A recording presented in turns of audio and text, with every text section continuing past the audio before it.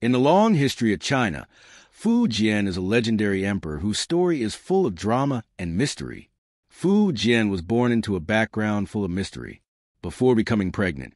Her mother dreamed of God after praying in a riverside temple, and then became pregnant for 12 months.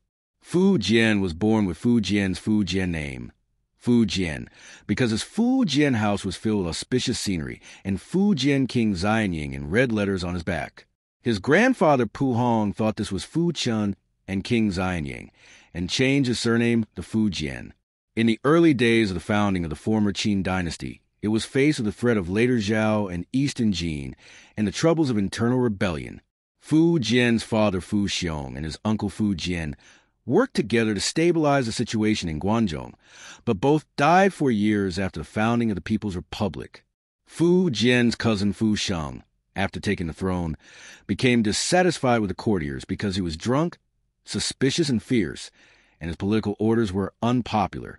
Fu Jian's good character, literary ability, and martial ability were welcomed by the courtiers, which made Fu Sheng suspicious and wanted to get rid of him quickly. In 357, Fu Jian took the throne by initiating a military revolt against Fu Sheng. During the Fu Jian reign, Fu Jian selected men and abilities and carried out new policies under the assistance of the Prime Minister Wang Meng. Wang Meng vigorously developed agriculture and education, put an end to war and established an effective legal system, and did not relent to corrupt officials and illegal royal relatives. However, Fu Jian also faces many challenges.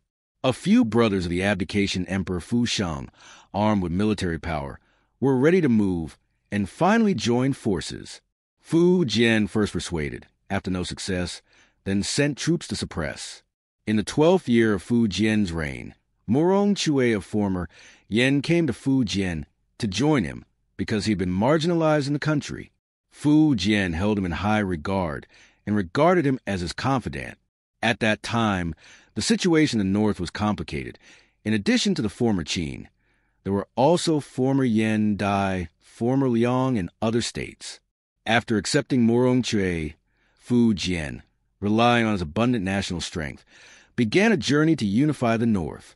In 369, Fu Jian attacked and destroyed former Yan, and it took him about 7 years to basically wipe out the states and realize the unification of northern China.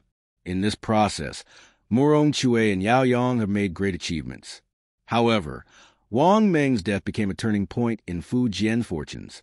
Before his death, Wang Meng had left 3 suggestions to Fu Jian. Do not attack the Eastern Jin, to get close to people with good morals and kindness, to solve the hidden dangers of the Chang and Xinbei nationality, and even suggested killing Murong Chui and Yao Yang to eliminate future troubles. But Fu Jian was a kind man, thinking that Murong Chui and Yao Yang would not rebel, and did not follow Wang Meng's advice. 8 years after the death of Wang Meng, Fu Jian decided to attack the Eastern Jin, believing that the former Qin army was strong and that it was time to unify the Huaxia. He called a council meeting, but was opposed by all the ministers, and even his brother Fu Rong gave Wang Meng's last words to dissuade him. Frustrated, Fu Jian complained to Murong Chui, but Murong Chui supported him in attacking the Eastern Jin. Fu Jian was so happy that he planned to divide his troops into 5 routes to attack the Eastern Jin dynasty. He also gave the title of General Longxiang to Yao Yang to move east from Sichuan. However, Fu Jian suffered a heavy defeat in the Battle of Feishui River. In the process of retreat, the former Qin army, due to confusion of formation, was seized by the East Jin North Army fighter jets, quickly crossed the river to attack. Fu Rong, the Qin general, was killed in the battle, while Fu Jian was wounded by an arrow and fled in panic. After the Battle of Feishui, Murong Chui and Yao Yang betrayed Fu Jian successively. Murong Chui returned to former Yan, declared independence, and established later Yan, but he stuck to the principle of not sending troops to the former Qin. Yao Yang took the opportunity to run to the Chang gathering place, set up an army, set himself up as the king of Qin 10,000 years, established a later Qin, and openly opposed the former Qin. Fu Jian learned that the king personally and Yao Yang at war. Although Fu Jian's military value had recovered after the Battle of Feishui and Yao Yang was beaten back and back, at this time Fu Jian's West Yan, founded by Murong led his army to the west and attacked Chang. But Fu Jian was attacked on his back and stomach and had to retreat to Chang. And later, Fu Jian remembered the rumor that the emperor would give 5 generals for a long time and thought that going to Wujin Mountain could be blessed. So he left the prince to defend the city and took his wife and children to Wujin Mountain and was captured by Yao Yang. Yao Yang asked Fu Jian for the imperial seal and forced him to take the position of Zen, but he was severely rebuked by Fu Jian. Yao Yang became angry and hanged Fu Jian in Xinping Buddhist temple. After his death, Fu Jian showed strong spiritual power. He first asked Maharan, the master of Xinping Buddhist temple, to change the temple into a temple for offering sacrifices to himself, but the master did not agree at first, and the people around the temple encountered all kinds of difficulties. So the master had to offer Fu Jian's altar, and the people also gave Fu Jian as the Fu Jia god. After Yao Yang killed Fu Jian, everything went wrong, and he always lost battles. It was rumored that Fu Jian had exerted a curse. Yao Chang did a series of absurd things in order to make Fu Jian's ghost honest. He first dug up Fu Jian's body from the grave and whipped it, then wrapped it with thorns and reburied it. Later, he worshipped Fu Jian's memorial tablet in the army and prayed to the memorial tablet before the battle. Even so, he still suffered a series of defeats and even dreamed that Fu Jian led Qianguan and ghost soldiers came to capture him.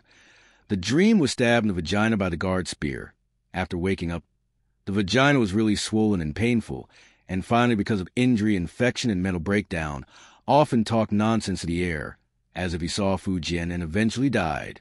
From the year when Fu Jian was killed in 385 AD to the year when Yao Yang died in 394 AD, Fu Jian's spiritual power seemed to have been suppressing Yao Yang for a whole 10 years. Different from Yao Yang, although Murong Cui also betrayed Fu Jian.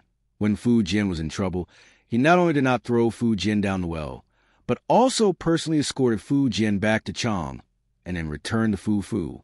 Fu Jian's life, from his mysterious birth to his brilliant hegemony and then to his tragic end, is full of legends. His stories not only let us see the rise and fall of an emperor, but also let us feel the thick and complex history, the enmity between him and Yao Chang, as well as the legend of the so-called spirit power, also added a touch of mystery to this history, and became a topic of constant exploration and discussion for later generations.